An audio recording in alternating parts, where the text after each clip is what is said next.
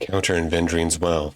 You're following the road through an expanse of scrubby woodlands, crooked oaks, and dry-needled pines, grasping toward the sky, and you catch the sound of children's laughter filtering through the trees. I'm going to investigate. Abandoning the road, you make your way to a small tributary of the Matani snaking through the sparse forest. There you discover a group of 4 youths gathered beside the small stream. 2 of the children sit on the rocks, bowls in hand, staring patiently at the water. The other 2 are seated near a bucket, taking turns whacking eels along the ground to stun them and carving up eel meat. Why would I threaten the children? Let me speak to the children. You step out of the woods, drawing the attention of the children, who eye you warily. The eldest youth, almost a man grown, notes your heralding and hawks a ball of phlegm into the reeds. Oh.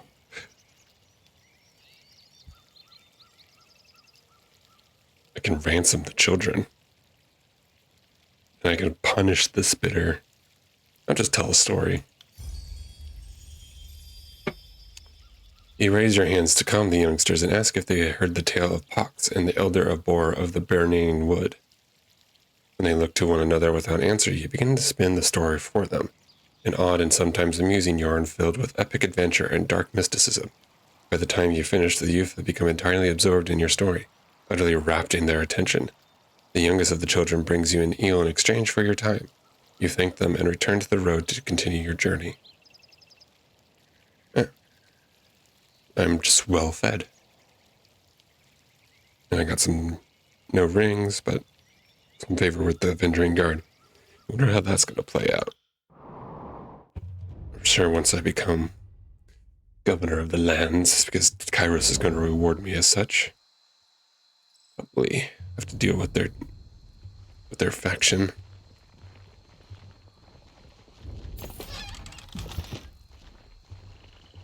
Alright, hey guys. Thanks for clicking the video. Found me playing Tyranny. Appreciate you clicking on it. Leave a like if you enjoy, and leave a comment to see how you want me to improve things for you guys. But for now, we are the Way of the Horde. No, not that one. Yeah, we're doing this one. The Way of the Horde. The Scarlet Chorus Horde depends on recruitment. So if you guys don't remember, the Scarlet Chorus kind of recruits people they conquer. Either they give them the option to die or join. So, right now we're convincing the settlers to join the chorus. Because Death Knell told you the villagers in this remote settlements were willing to join the chorus, find the settlers and convince them to join. Alright. We just need to find the settlers.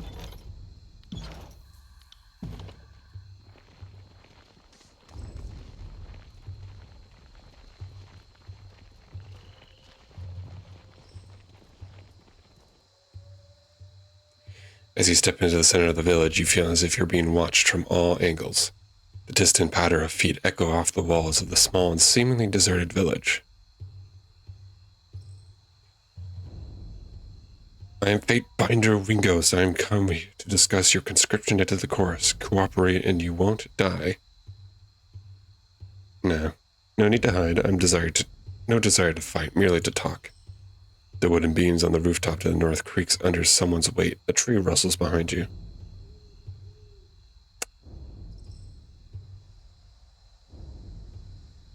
I've come to offer you redemption with the Scarlet Chorus. I'm doing my best to try and save you all. Feel free to help me with that endeavor. The voice bellows from the rooftop with a cackle. Go home to your Overlord.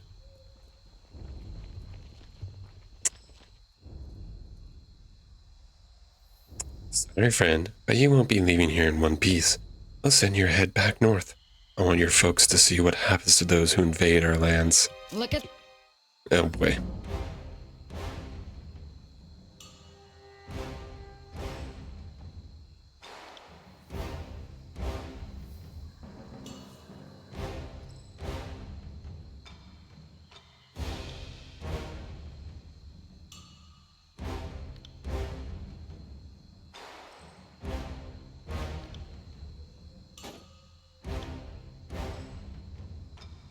All right, let's do this.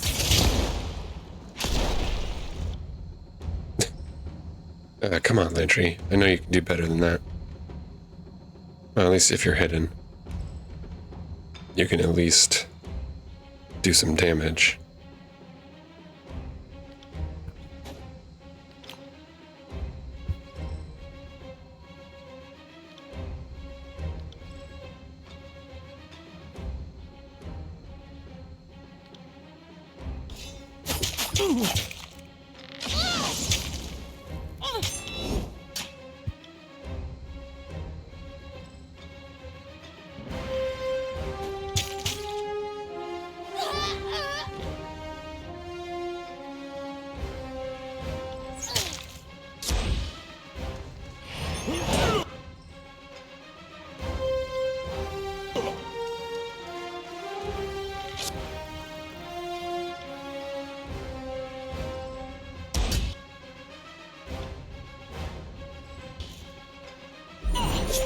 Bleed out, you little shit.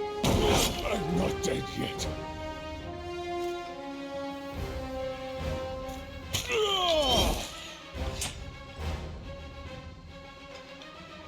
I will aid you.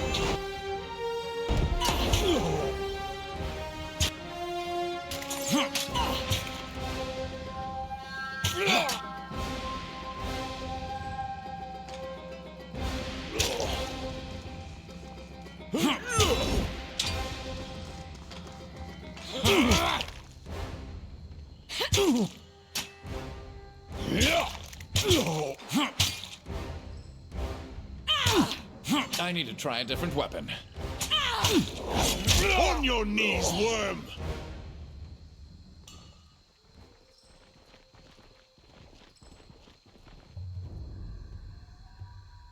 Scarlet Fury. Clicking the bronze tip of her blade, a Scarlet Fury strolls into view with a smug smile, flanked by an entourage of soldiers. Not bad. I've piled up the same number of corpses in half the sword strokes, but, well, where are my manners? One ought not criticize help so generously given. She sweeps her arms wide in an exaggerated, mocking bow. You're my deepest and sincerest gratitude for putting those venturing pissants in my place.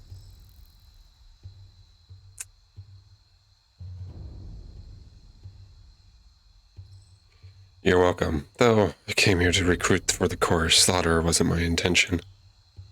We already got what we needed, the willing ones. She points to the several of the armed fighters at her side.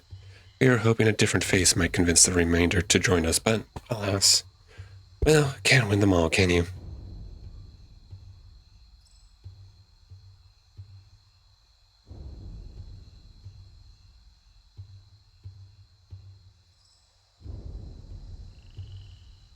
So you put me in harm's way under false pretense? I could have your head for this. Still your bluster and take it up with death now, because I'm quite certain that's who talked you into this. She flicks her blade at your dismissal, a gesture that simultaneously manages to appear obscene. Well, someone's going to get a talking to after I loot this place.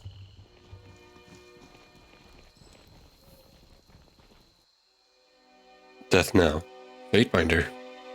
Death now nods in your direction. Now, what do you need? I can punch her.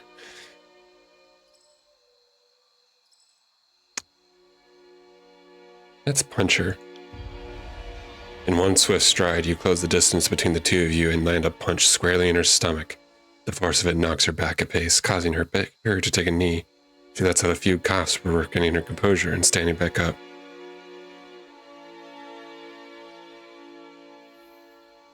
You got some explaining to do, Fury. I don't appreciate being used.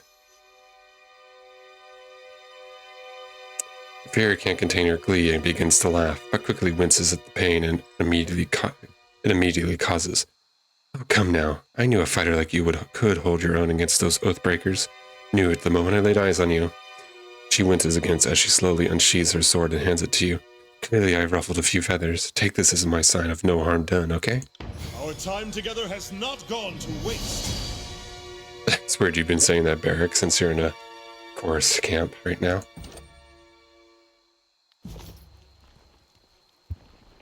Oh, Siren. Siren, a young woman stands flanked by a pair of soldiers. The ornate headdress crested her brow lends her otherwise small figure an intimidating aspect. From gear to crown, everything about her starkly contrasts the wretched state of the camp. She looks both at ease and uncomfortable, composed in her element and completely unsure. She turns to you. Greetings, worm. Whoa. Rude. Her voice takes you off your guard. It is bare of any inflection and yet full of beautiful music.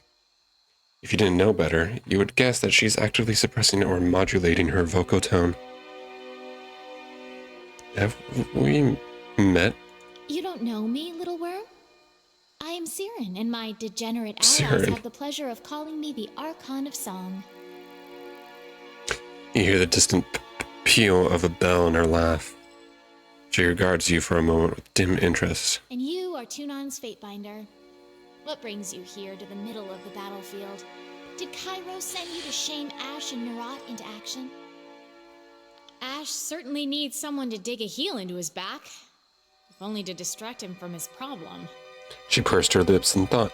But Nerat, he's just a cat playing with a realm-sized mouse, isn't he? What problem does Ash have? You haven't heard? Now I find that fascinating. A representative of Cairo sent to deal with the Archons, and you weren't told the whole story. How scandalous. The disfavored are very close with one another. If one is lost, it's practically like losing a family member. Can you imagine how Ash feels after losing a handful of his men? She trails off and stands in thought for a few moments.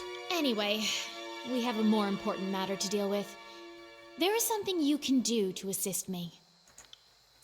From the corner of your eye, you see Verse cup her hands to her ears, turning her head away from the siren.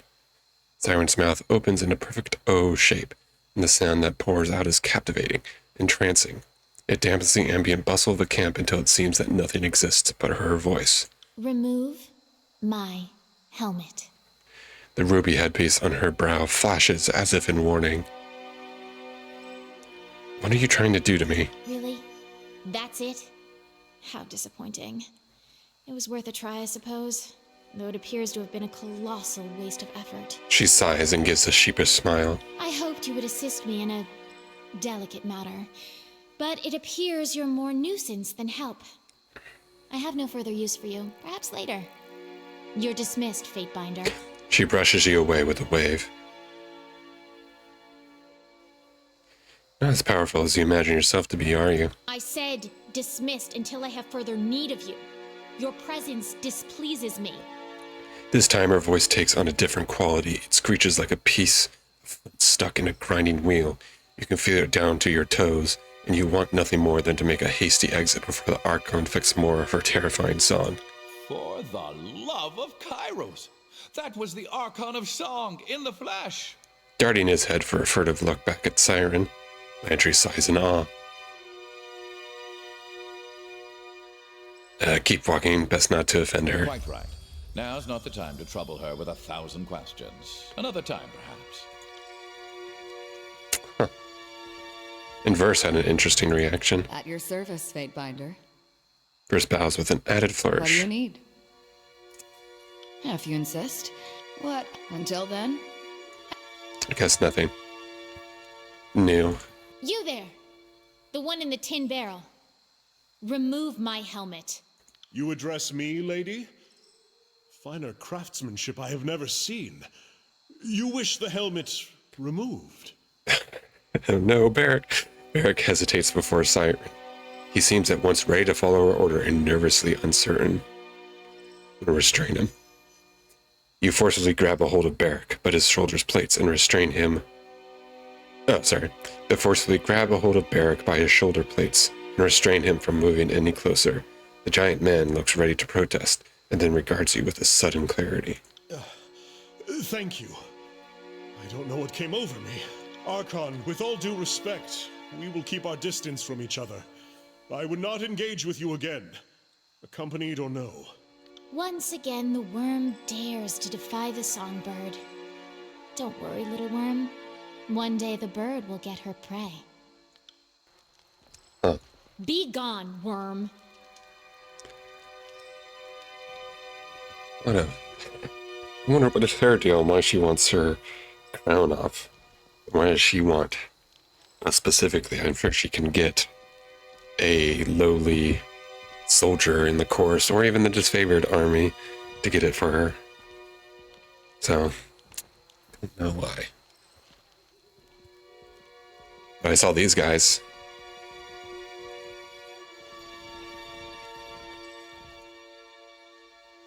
Ooh, I like their design. They're very creepy. Night Yowl. A young beastman stands in the shadow of an enormous beast woman whose stature still manages to loom over you. Even her crouched position, the beastman's mouth froths with spittle that launches in every direction as she snarls at her.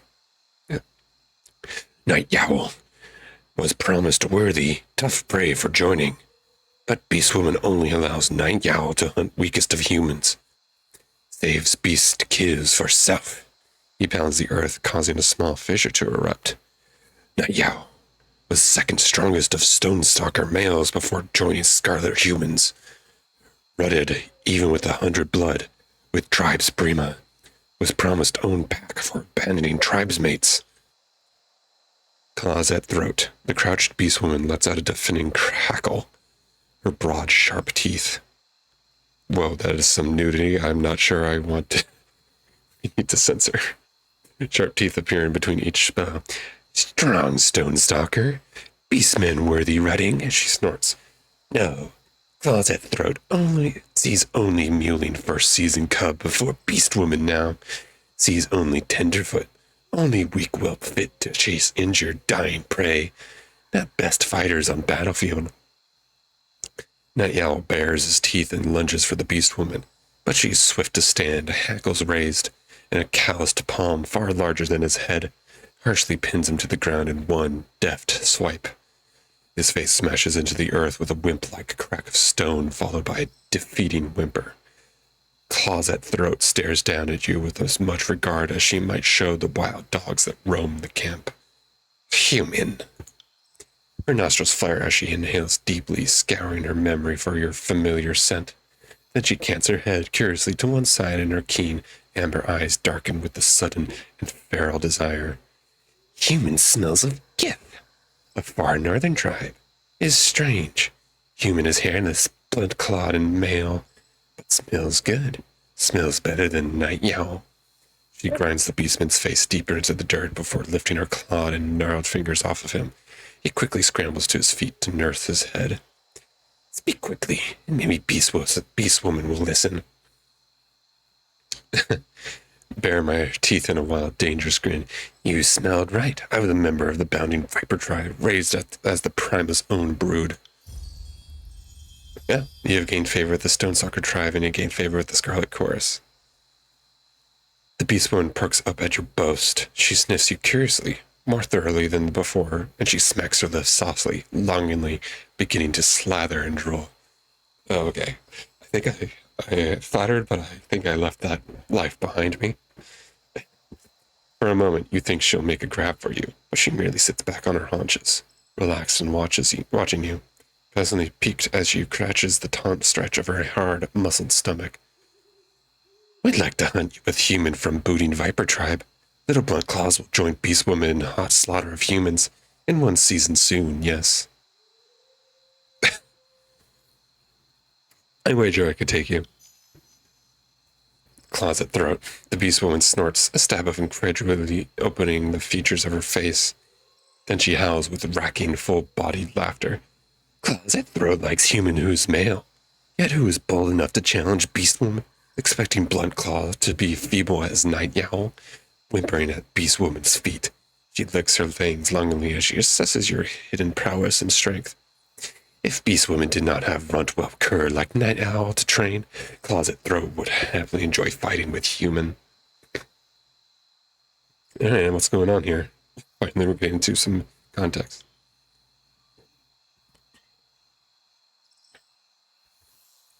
Human has keen eyes, yes? Can't see Beastwoman as disciplined packmate. She snaps the menacing snare at the crowded beastmen.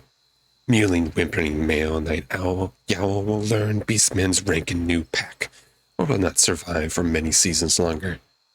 A soft growl burbles up from the back of his throat in response to her threat, but he keeps his eyes downcast, refusing to meet her gaze. Did you come to join the Scarlet Chorus? Human packs called Scarlet Chorus is vicious, cunning, feral, like tribes, like beast woman. She snarls, but the sound is pleased and rumbling, narrowly a purr as she cranes her face in the direction of the voices of Narot's war tent. Chorus humans are dirty and reek like rotten meat, so easily shriek and tear out own throats, but only respect strongest of pack. Beast women are strongest of all creatures, our best predators like Archon called Narot, pack's fierce and ruthless alpha, is mystic who can swallow prey, blood and bone whole. Makes beast woman want to rut, fight, kill. Makes beast woman want to rut, fight, kill. She sighs hungrily. Makes beast woman want. And what tribe are you from, beast? She puffs her dirty, hairy teats and purrs with pride. Claws at throat was born of tribe with no name and no lands. Called Summer Snout by Tearsmen for who stole azure lands from tribe's ancestors.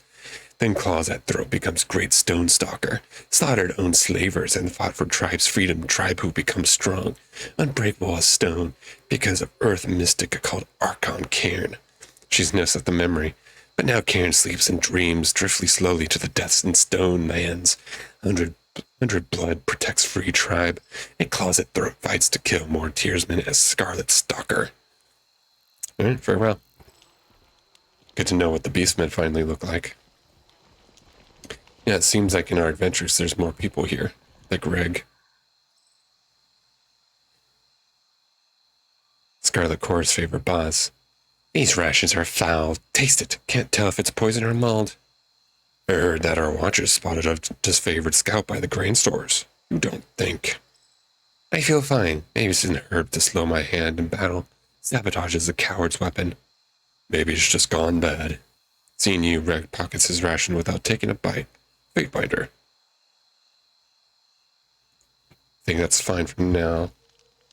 Is Two-Tooth new? Do you mind? I got rings in this next roll.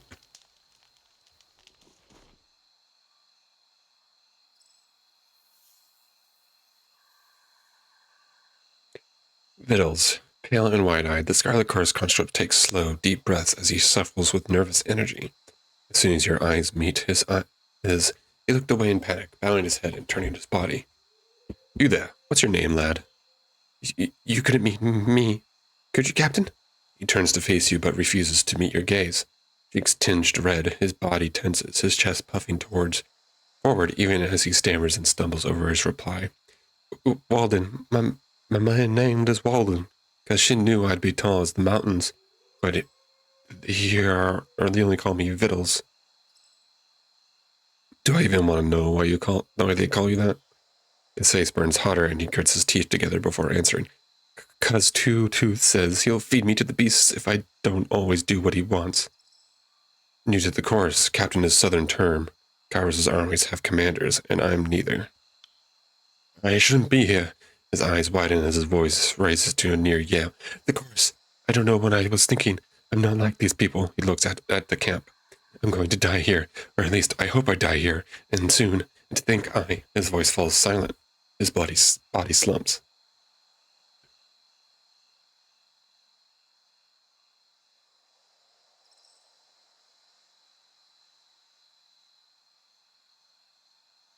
Feeling generous today, so I'll give you some pointers. Pointers, Captain? He scratches the back of his head, confused. Of what sort?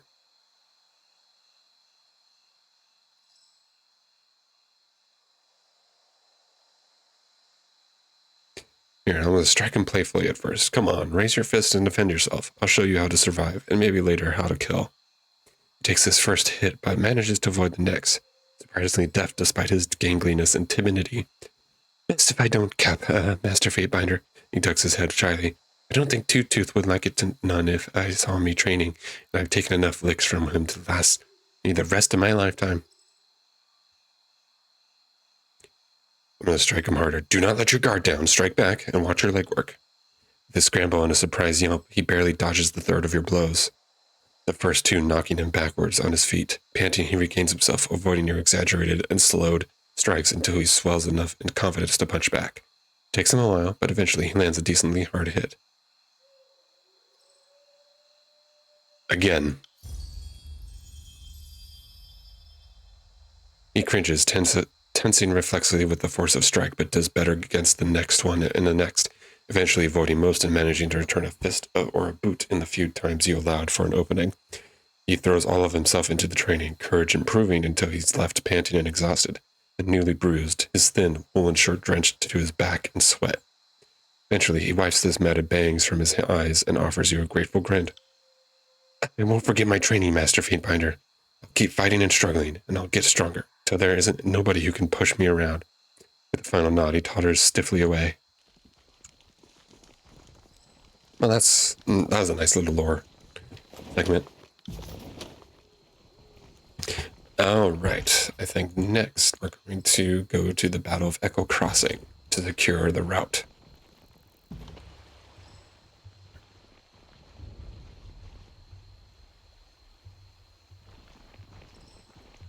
We got Bitter, Quip, and Antonio. Back over here, maintain defensive posture. Winded, the disfavored commander clutches his blood-stained chest, peace, as he takes a deep breath, gathering his thoughts. His focus is on the scattered, wounded men around him. He has yet to notice you. Your plan has been a rousing success. Most of our troops dead, a bridge destroyed, and the Vendering Guard pushes back to where we started. Ladies and gentlemen, the finest of the North has to offer, and for your next act. I needed those Furies on point. Don't mock my strategy after working against it. We could have taken them. Been watching clips of Zack and Cody, The Sweet Life of Zack and Cody, and I just remembered of Esteban, and his quote is like, "This is a disaster." What is happening? Shouldn't you be on the other side of the bridge? We tried to rush the western bridge, blow for blow. We had them running, but his gaze drops, a long sigh escapes. But halfway across, the whole damn river the blood chanter gesticulates, flailing for words, lurched up. The cursed Mittani swallowed the bridge, and most everyone on it. Only real soldiers we have left are the Scarlet Furies that I, quietly wisely, directed into a flanking position. A few of us have kept our footing, but the advantage was lost. We had to fall back. As we did, the Oathbreakers surged down the east bridge. We held ground until they fled back across the river. And now we're back where we started with only a fraction of our strength.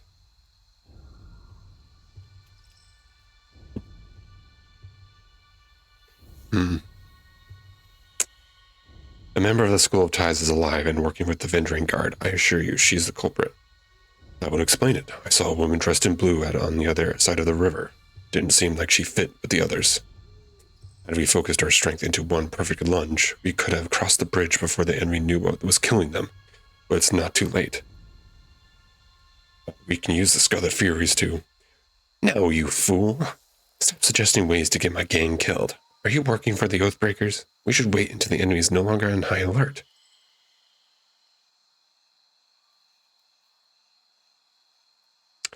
If Antonio's plan isn't good, what would you suggest instead? There's a time for initiative and a time for patience. We should try a different part in the river, or come back later. The enemy is too wary of us now. Are you in such a rush to see Kairos' edict come to pass? Sorry, Quip, but I'll strap you to my back and charge down the other bridge alone. But doing nothing isn't an option.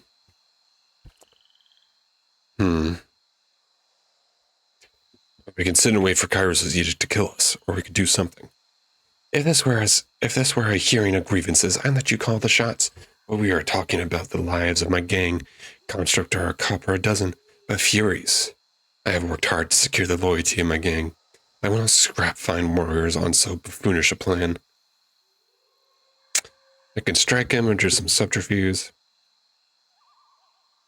I'm gonna strike him. Your fist lands a telling blow, staggering the chanter. A bruised smile covers his face when he turns back to face you. Bloody me all you want, but the Furies will only follow my orders. I like your technique there. Oh, this verse, I thought it was someone else. I like your technique there. Persuasion suits you. Neither moving nor raising his own hand to stop you, Bitterquip winces with pain as your fist connects.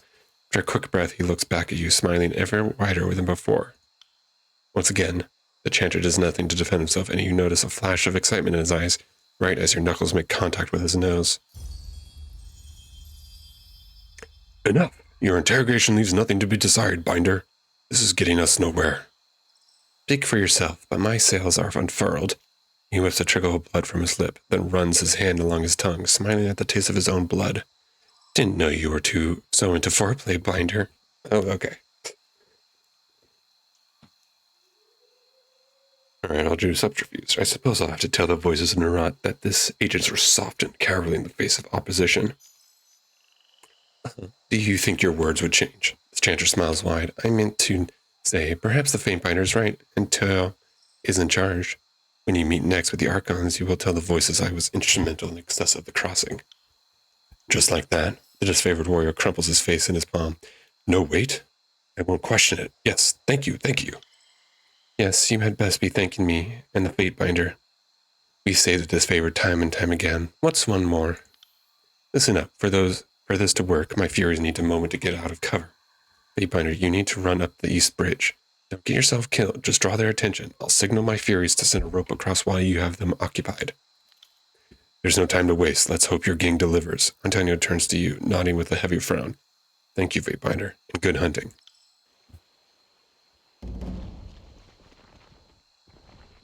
Quickly, Fatebinder, to the bridge. But I'm heading in the opposite direction. Because I know there's another... Here, let's save real quick.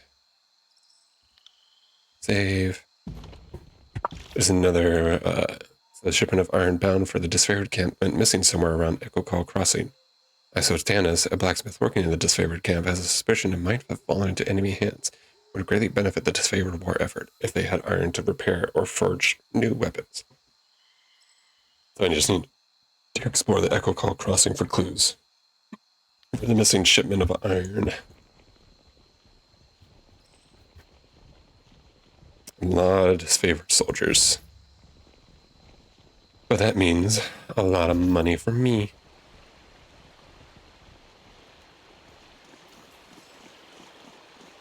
The soldier has numerous wounds on his body. The cold forms of two elderly bidders lay nearby, two victims that he ultimately could not shed from harm. Hey, over there. That's some booze. Most of the homes on the southern side of the river have been abandoned, much like this one. Few of Apex's citizens believe that raising a blue flag will be respected by Kairos' forces. Alright, I guess I'm taking the east... or west side. Because this is where the Scarlet Furies are. This is the west side. The east side's the other side. The Matani River's currents pose little threat to small boats, let alone bridges like this one. The magic that split this bridge must have been quite powerful. There! See that? Ouch, I meant to click it. Okay, let me just go back and rest. Are you okay, Wingos? He's okay. Give him a second.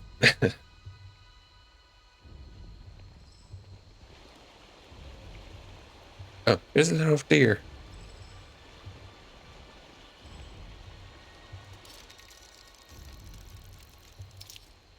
Nice.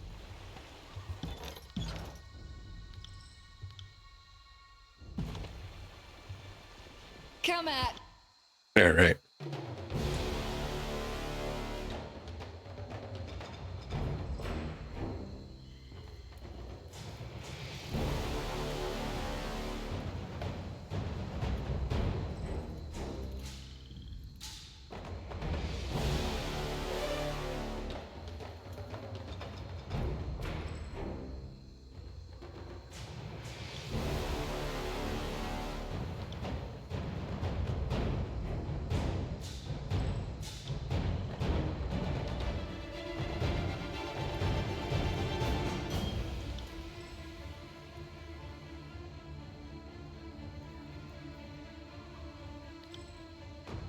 You got it.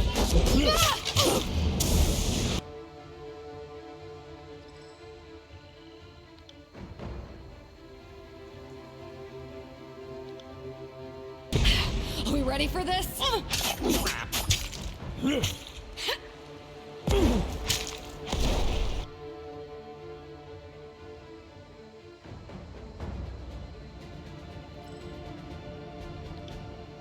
I will aid you.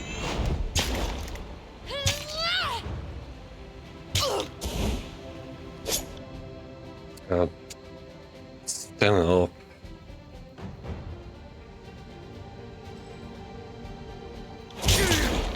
Oh. That's fun.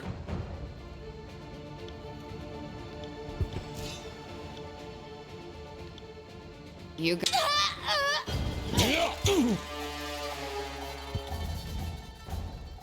I'll tear your skeleton out by your ass.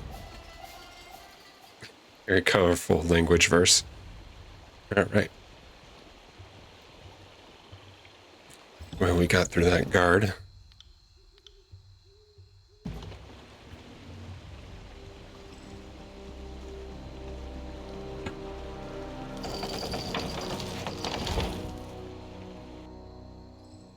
You there, and you, signaling her warriors to the bridge, a woman in the regalia of a Vendering guard captain pierces the commotion with her shrill soprano. Get over here. The disfavored are back. Guess they forgot a javelin or two, but it be a doll, would you? Hurl them back. Wait, you're not disfavored. This is a Fatebinder. She looks at you up and down. Odd. I would have expected, well, just more soldiers. Here to convince us to kneel down and lose our heads. You're Haraldi, House Maratini. Apologies that your river must be dirtied with this conflict. She lifts an eyebrow. I am honored, and will trust that all grievances wash downstream. She clears her throat, thrown by your formality. May the river guide you through the valley. Your friends seem to have misplaced most of their squad. Guess they're somewhere in my river. She shrugs sarcastically. My family's been protecting this river for 6 generations, so it's easy to lose track of all the looters and vagrants we've had to feed to the eels. Unless you want to try a running leap over, you're stuck. Maybe try heading downstream to Placid Crossing. We have more warriors there, and I'm certain they'd be just happy to kill you. The Tricaster that did this, same one that met me for a truce. Trying to take a stock of our crew, she lets out a loud snort, laughing to herself. We've had unexpected help of late. Kill and rape a realm enough and everyone comes out of the woodwork to shiv you in the air. I mean, let us cross, and we'll grant you mercy. Hold your oars a second. I have a statement prepared from Captain Ari for just this moment. She reaches into her belt and, with an impish smile, pulls her hand out to reveal nothing but the local hand gesture. Penis. Wait, there's a second missive here somewhere. She feigns scouring her pockets once more before displaying her phallic gesture again. As amusing as I find soon-to-be corpse, it would appear that our distraction is paid off. He nods off to the west. Satisfied, she turns to leave, calling out to you as she does. I wouldn't keep standing there, Fatebinder. The river's currents are quite unpredictable.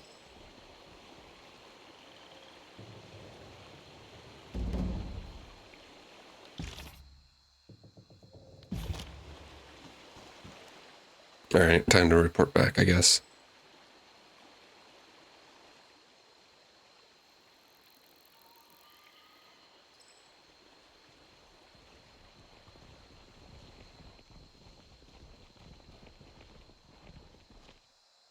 Well done. While you were toying with the Oathbreakers, my gang had the opportunity to set a rope on the collapsed bridge over yonder. The Furies wait to join you in the battle.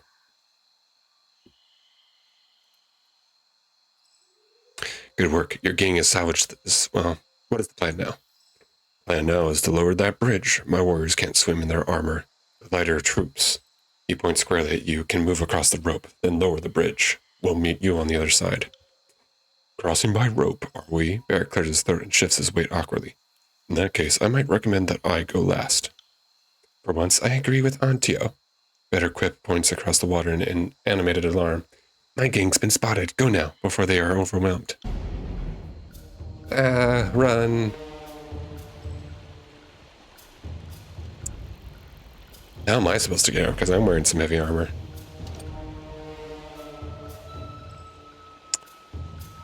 I wonder what happens if I don't have enough athletics.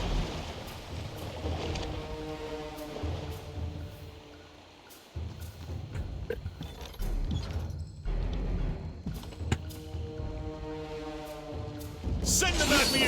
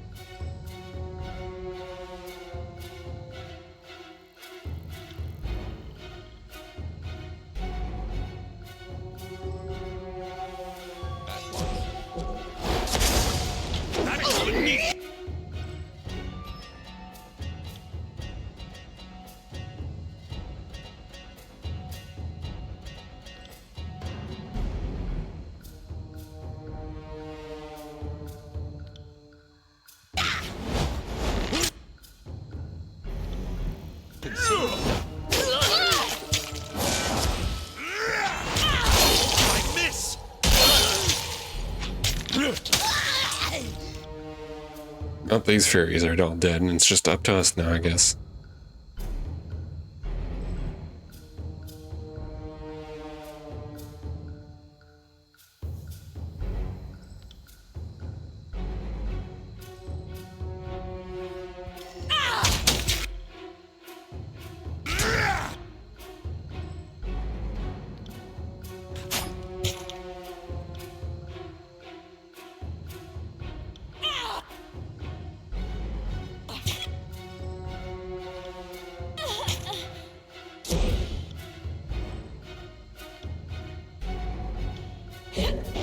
Acid rain, oh god. Devastating.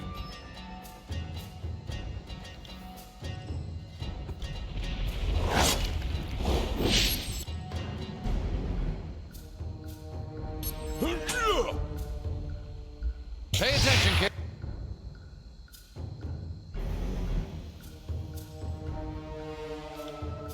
I will aid You you. might learn something.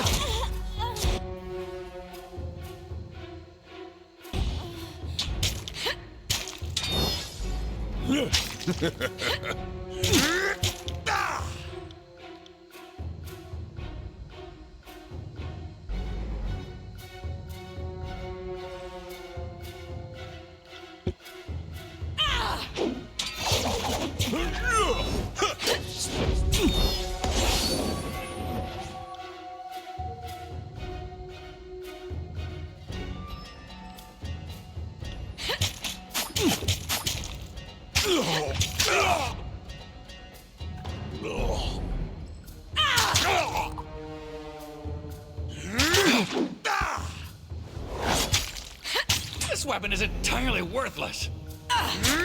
See that? I'm not entirely useless.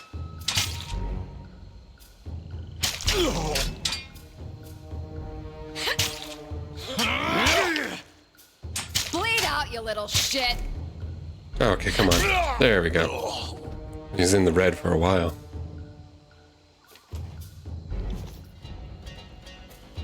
Who are these guys? Villager. That's right. Retreat! Captain Matini signals for her troops to run to the nearby village. There's too many. They've crossed the river. Pull back. Vandering guard soldier rush forward and adopt a close formation, covering Captain Matini as she retreats toward the nearby settlement.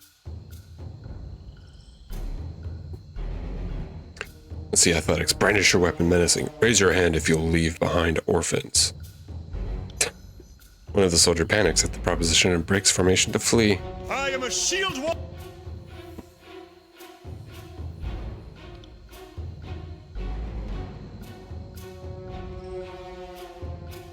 All unto myself.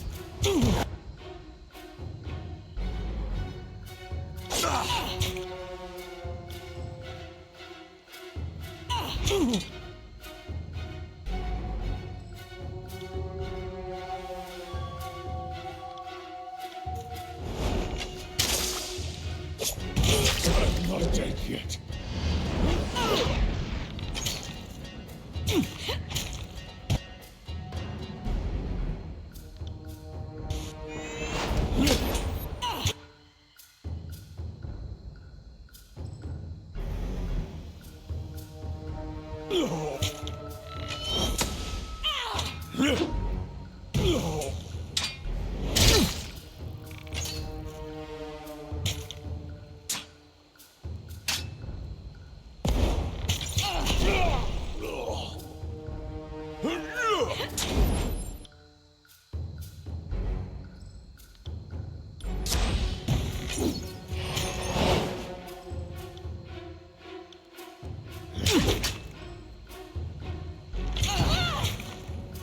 Harsh words would cause more harm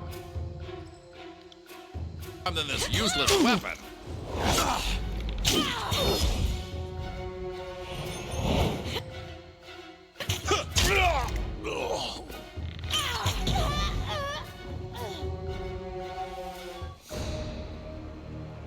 And with that, we are clear to proceed.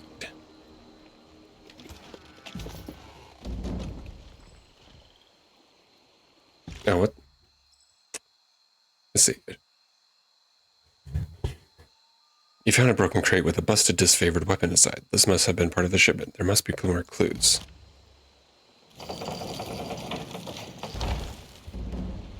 And there we go. They'll hold the bridge. Let's keep on looking.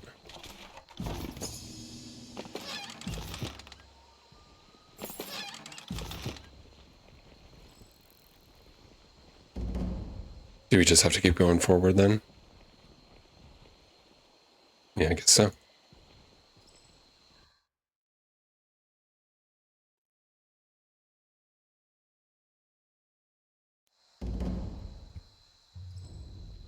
They're here! Run! Go now! Stand your ground. Defend the Look at that. village.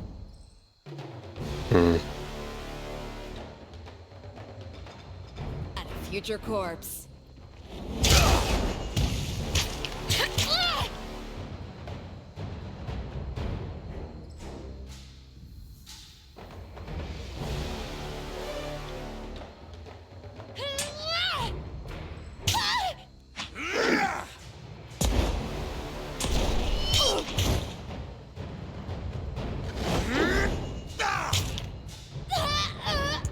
There we go.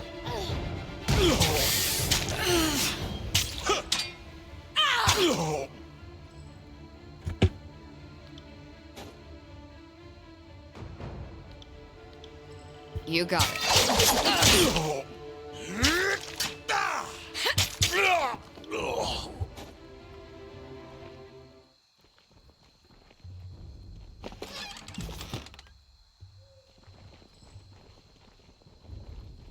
Please, my children are inside. If you must kill me, do it here, away from them. I'm not killing anybody yet, so you can calm down.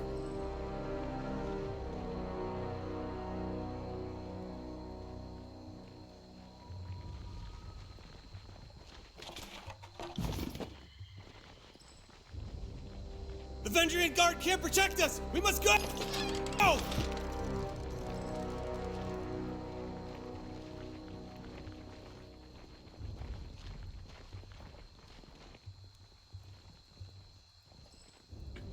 More talent is to the Ouch. body count.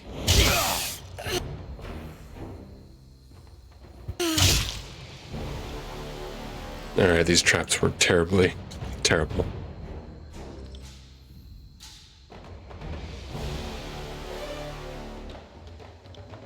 Count 'em. Smash you! Pieces!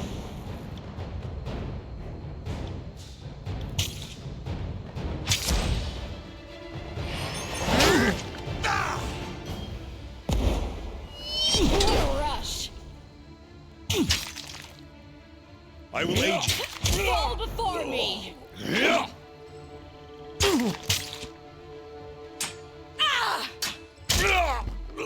And there we go. Easy peasy.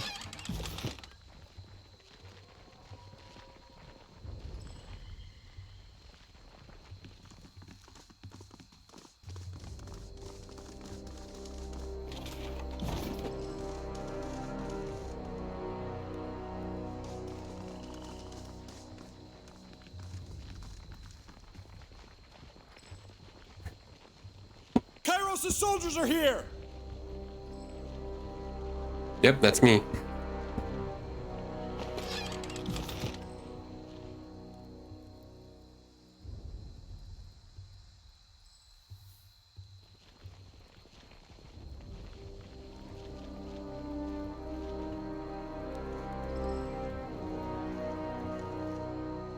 Martini Sybil's shrill voice pierces the air. A clarion call addresses not to you, but to the citizens of the village. Do not fear, sons and daughters of Apex. Kairos' hounds are at our doorstep. The Venturing Guard will not abandon you. Brave warriors of the Venturing Guard, these foreigners and sellouts mean to burn our homes and butcher our families. Summon what strength you have and show Kairos the price of taking our land. Several soldiers step out from half-closed doorways and dimly lit alleyways. Fury blazing in their eyes, the partisans shout battle cries to marshal their courage, and you see the gray gleam of iron as they brandish their weapons and charge. How in the name of Ash did these hill folk get their hands on iron weapons? Oh, this is Barrack talking. Whoops, Barrack regards the locals with momentary panic and bewilderment before setting his stance for battle. Well, it's probably from the shipment that they took from us.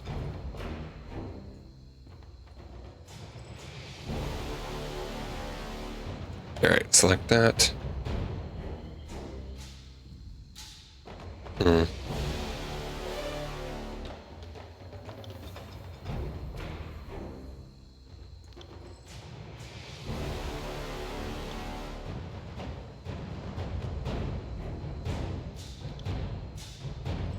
I'll do it for the North.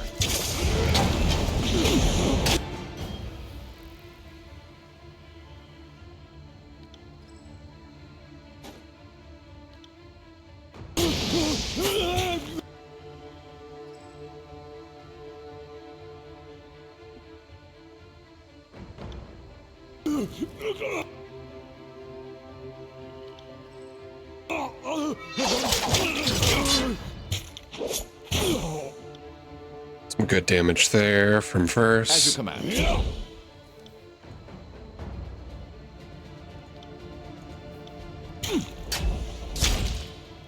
Are you afraid of death?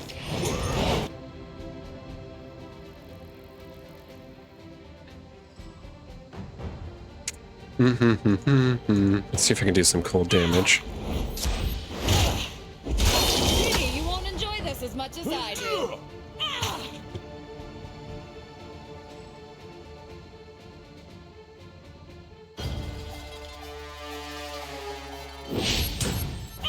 I can't. Well, I don't know. I'm not used to Lantry. He's kind of useless to me at the moment. Feel my. For the Queen! I know I'm not using him right, but it's just, he's not my kind of playstyle I like to get used to.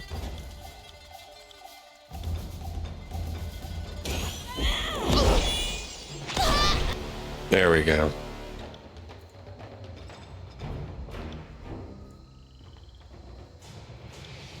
Now let's get rid of this mage.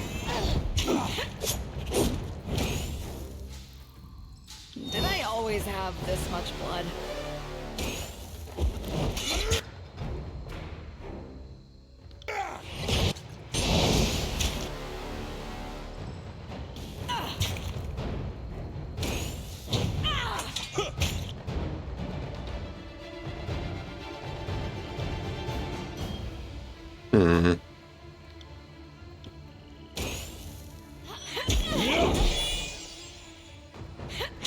What is wrong with my weapon? Not happening.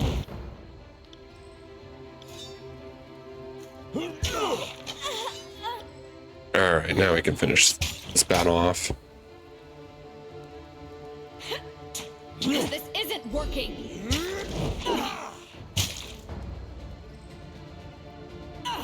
Bleed out, you little shit.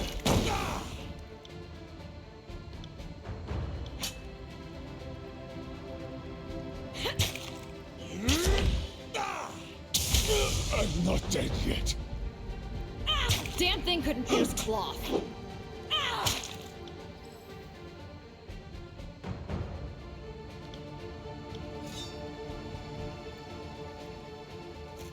On your knees, worm!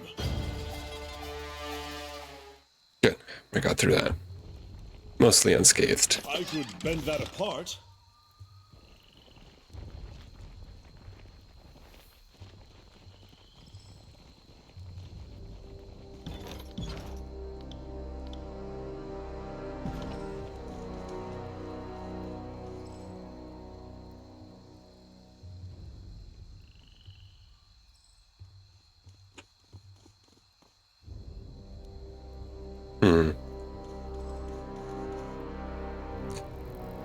They are here, weapons up, and remember those no longer with us. Honor them with your courage and prowess. The captain turns to face you as you approach. Fatebinder, we are proper warriors, are we not? This battle should remain between those of us who were specialized in dealing death. Let the villagers go. They do not ask for this conflict. I'm not here for slaughter. I prefer to talk. Really, the trail of my dead friend says otherwise. What is there to say, Fatebinder? Unless it's sorry for all the murders, followed by a big swig of hemlock. It's too late for words to solve anything. The captain looks at you expectantly. There are soldiers stand ready, and the muffled cries and sobs of the villagers fill the air.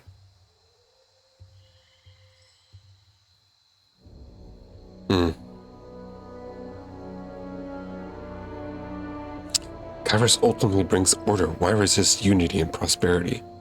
Like the unity between the disfavored and the Scarlet Chorus, she throws back her head, issuing a dramatic laugh. That's not the sort of peace we want. Besides, peace is overrated. Peace means tolerating the evil in your neighbor. It is a cowardly dream for those with simplistic notions of the world. But I concede my half your point. A thought dawns across her face with a smile. The Venturing Guard was once simply the army of Apex, but now we have volunteers from all the realms joining our cause. So you are correct about bringing unity.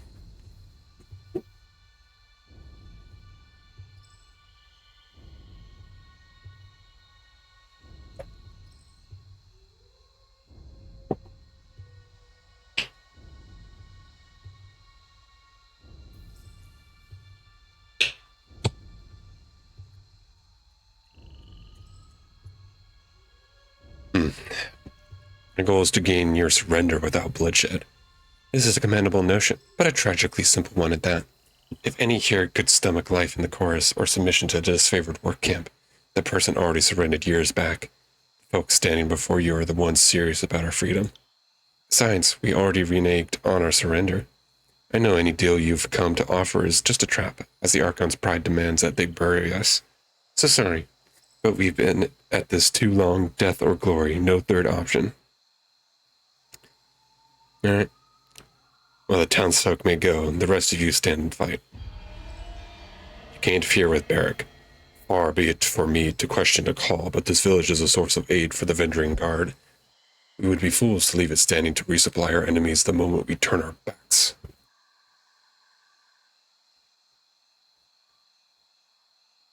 I believe Kairos would wish us to show mercy to the villagers. The captain lurches forward, ready to yell, but stumbles over her words as your response sinks in. Did you all hear that? Did you all hear the Fatebinder? Don't just stand here. Run like the Scourge are chasing you. Guardsmen, stay behind. The moment you've been training for is about to come due.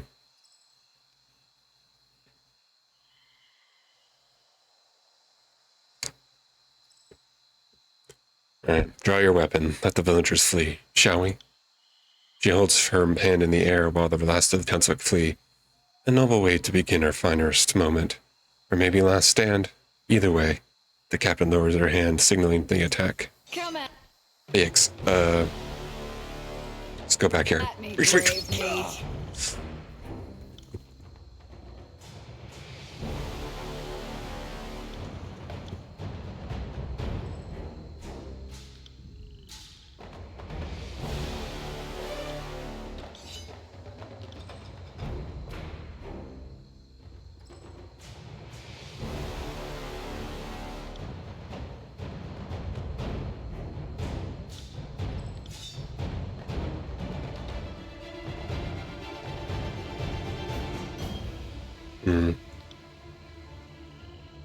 I don't know if I can survive this, but we'll see.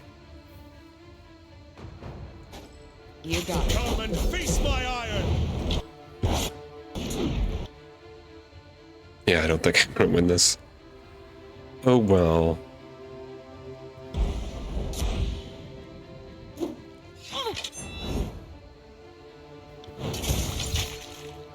I don't know why the shock didn't fire off. We can do this!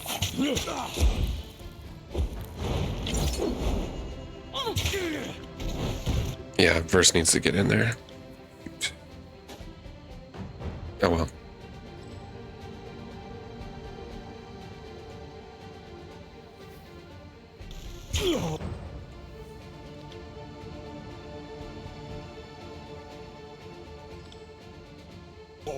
For the queen!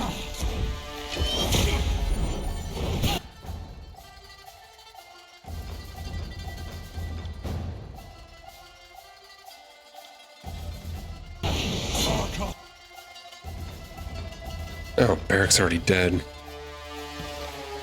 Yeah, let's try this again.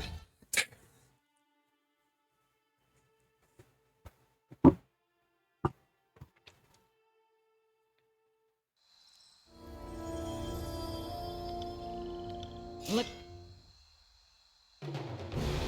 at that, future corpse. Go back, run.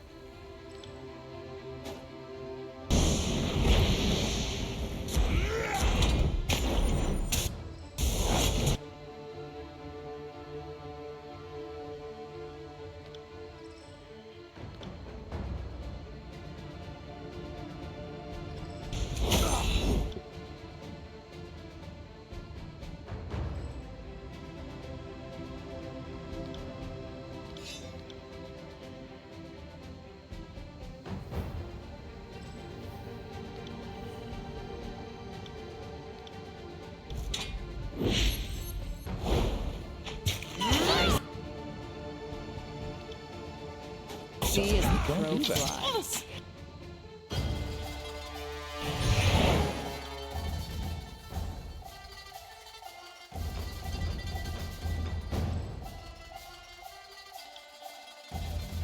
You got it.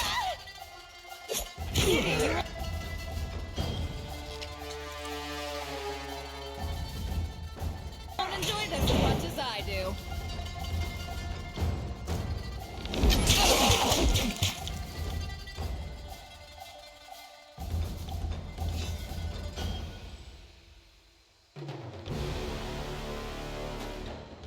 Sorry, can't do that.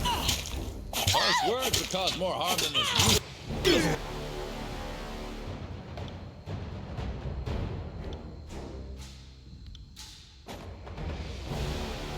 Oh, she surrendered. Okay. I was like, can I attack her? What's going on?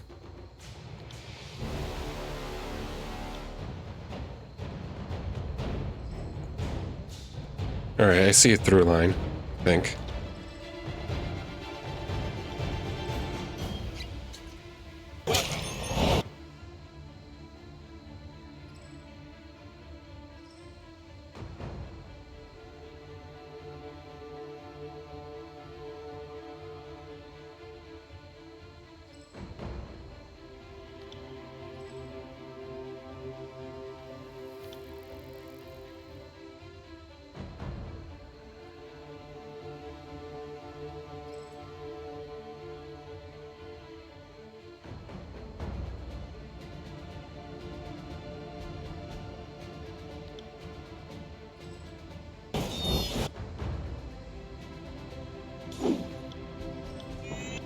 My guy's stuck. I can't get there unless I have to, like, go all the way around.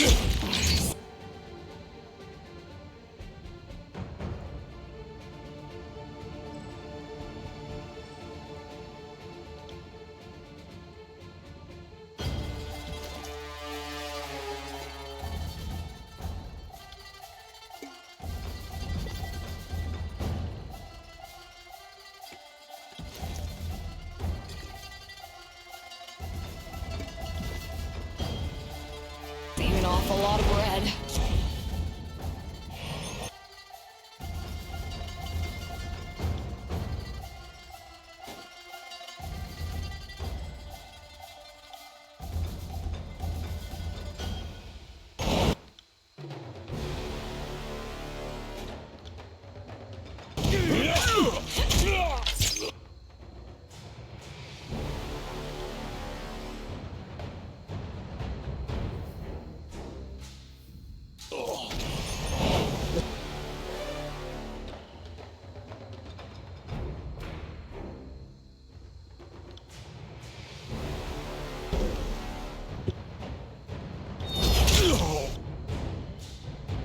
What, Barrick? Why'd you get disengage? Oh, he's confused. Oh, that's why.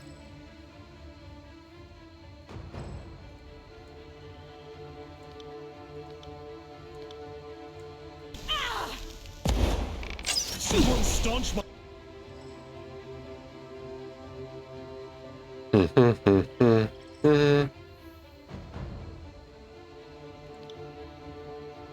my bleeding. I don't know why it feels a bit glitchy, like after I do a combo, like it won't select. Come on, Barrick, stop being confuzzled.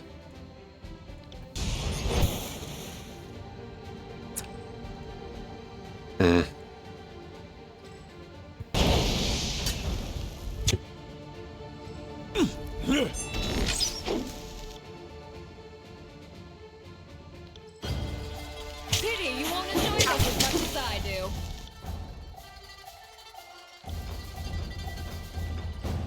Barrick, are you done being confused?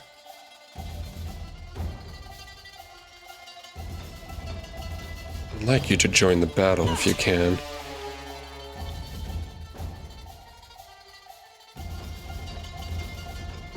You got it. And there he goes. Okay.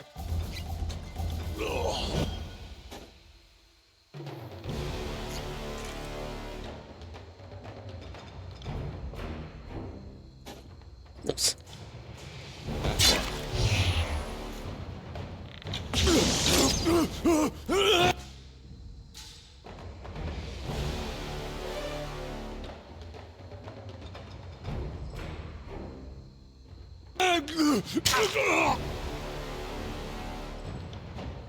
I will aid you.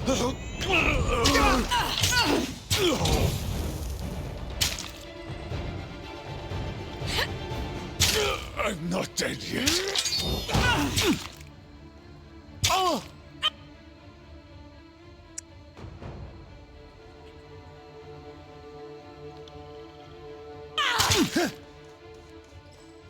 No. Lantry, come on. Whatever. I don't know why this pathing just sucks. You know you can go over there, right? No. Because it looks like you can path right through here. They said, nope, you can't. Sybil can barely summon the strength to crawl, and after several attempts, she slips on her own pooling blood. She lifts her head to focus on you. She mouths several words, though no cogent sound escapes her mouth until she falls to her knees, bracing her side.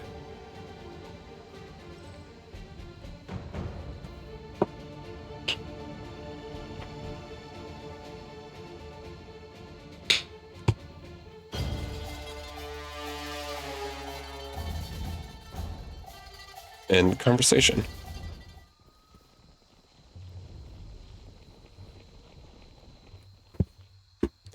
Well done, Fatebinder. If this one survives its wounds, we even have a fresh present of the Archon of Secrets. He did request a personal audience with any leader we can take alive. That's a mighty big if. Very southern folks are a sickly bunch. Anteo wags a hand dismissively. Looking at her suffer, it makes me sick. I'll kill her and get this over with.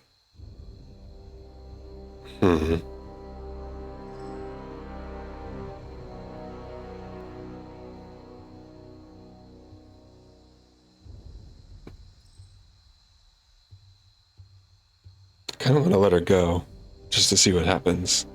I don't want to give her to the chorus, because I know those are just terrible people. I don't want to kill her either, because it doesn't make sense. Guess give her to the chorus.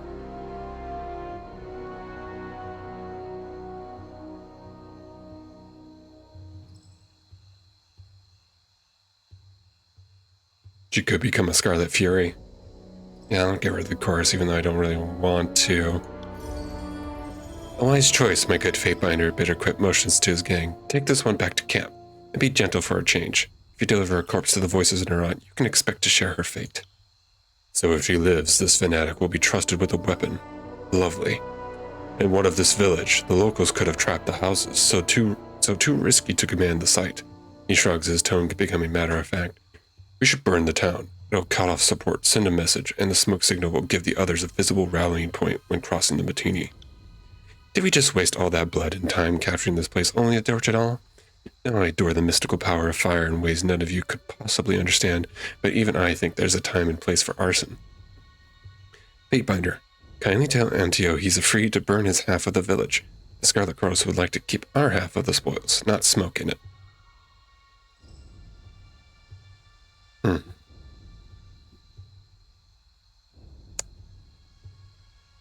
Probably better used to use it than raise it. The settlement should be preserved, and any still wants to hear made slaves or conscripts. You place too much trust in these locals, especially after their last deception. The first chance they get, they will turn coat and stab their gang boss in the back. That would only prove our point. These are competent fighters who are better put to work in Kairos' army. No boss who fails to a simple villager deserves to live anyway. Kairos' edict looms overhead. Have we nothing better to do with our time? His favorite warrior shakes his head in a huff and turns to his squad. Hear that? The chorus just made this town their headache. Now start rounding up your gear. There's a lot to do before we rest. A sensible decision, dear Fatebinder. If we hold to the disfavor's program of raised soil, what will remain for us to rule? Bitterquip claps his hand, raising his voice to address his gangs. Seize this place, search the elms, take all that you can carry. Give each survivor a chance at the voice's mercy, but to the ungrateful, be brutal. Fatebinder, you helped enough. The Iron Marshal has sent word that the Archons are meeting at the disfavored camp, and your presence is requested. You should make haste back to the camp. We'll take it from here.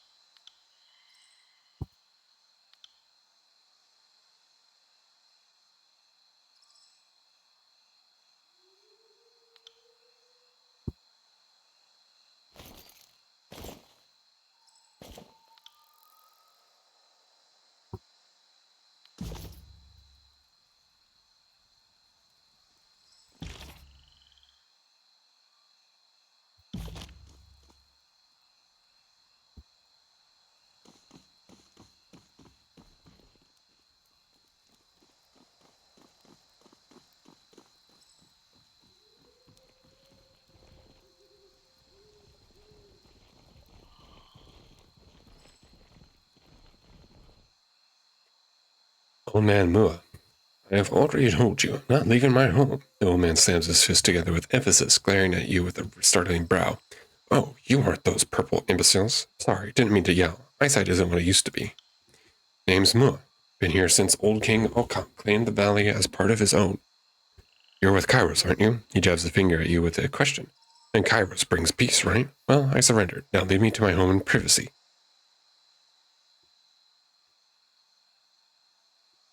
Suggest you cooperate with their demands.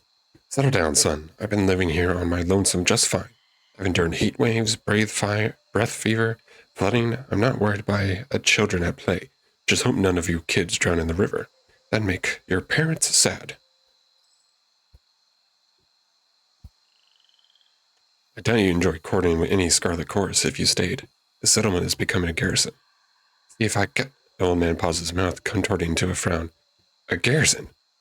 This was just a little pissing match. If soldiers are moving in... Yao shakes his head, grumbling a string of half-formed words before looking at you with a pained expression. Last thing I need is a good-for-nothing soldier demanding room and lodging from the one hospital local. The old man shakes his head. No peace at all. Fine, I'll gather my things. Best be off before the crossing becomes a war camp.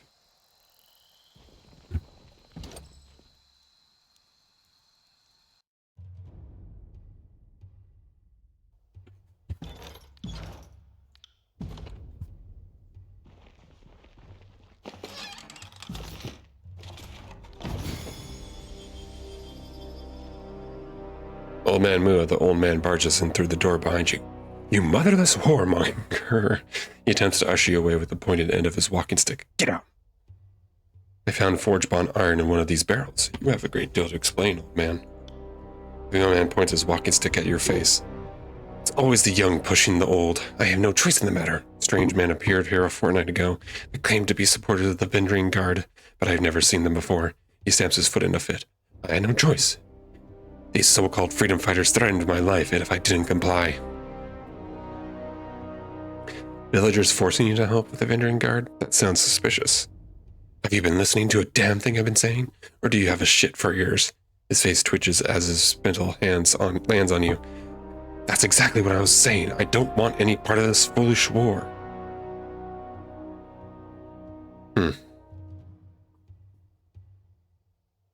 Either way, you knew, and the disfavored will make you pay for the price. No, please, they'll execute me for sure. You should have thought of that before you've been being complacent. The old man clutches his head and weeps softly.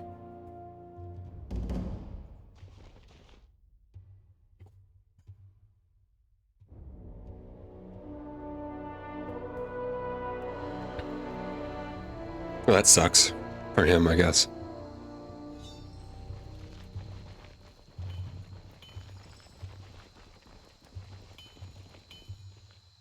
Have you found the iron yet? Isotinus gives you a look full of expectation. Here it is. Good thing the Oathbreakers didn't get their hands on much. I can't tell you what it means to have this back in our hands. I'll make sure to tell my superior about what you have done for the Legion. I'd like to see your wares, then. Alright, with turning in that quest, the last thing we have is just the Battle of Echo Call Crossing, which we just need to return to Ash's tent. But I think... Oh, do we have a new missive? Let's see. So we got Tarkus Ari, the Vendering Guard. We are not completely without our senses. We know Kairos would issue an edict on our valley. Perhaps the Overlord has a sick sense of humor, but I can assure I laughed when I learned the death sentence doomed the Oathbreaker and Puppet equally. I had such low expectations for the servant of the so-called Archon of Justice. Tunon seems little more than a passive stooge that sits on a throne to legitimize the carnage and plunder of the other Archons, the face of prosperity that lets Kairos claim one thing while being another. I would have hoped you actually did serve justice. The notion, not the Archon, but your actions have said otherwise. At least I can thank you for proving my cynicism entirely warranted. If you survive the upcoming slaughter, bear witness that I, Tarkus Ari of the Vendering Guard, do take responsibility for the actions of my crew. Should my warriors come before the court's axe, tell Tunon they were starving, desperate, and easily manipulated into a struggle that was mine, and not theirs. Sell this lie as well as you would sell the lies of the Overlord. Tarkus Ari, Captain of the Vendering Guard, Patriot of Apex. Wonder how these misses are getting to me. Alright, before I was rudely interrupted by the missive, I'm just going to call it here, and thanks you guys for watching. I appreciate you guys. Leave a like if you enjoyed, and leave any comments down to see if I can improve these videos for you guys. But with that, until the next time you find me, goodbye.